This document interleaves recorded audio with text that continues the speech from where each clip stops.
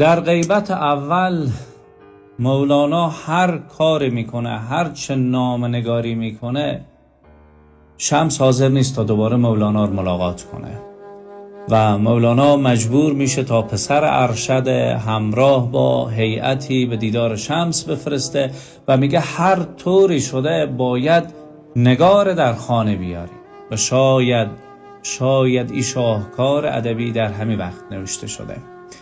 بروید ای حریفان بکشید یار ما را، به من آورید یک دم صنم گریزپا را. به ترانه های شیرین به بهانه های رنگین، بکشید سوی خانه مه خوب خوش لقا را. اگر او به وعده گوید که دم دگر بیاید، همه وعده مکر باشد بفریبد او شما را. بروید ای حریفان بکشید یار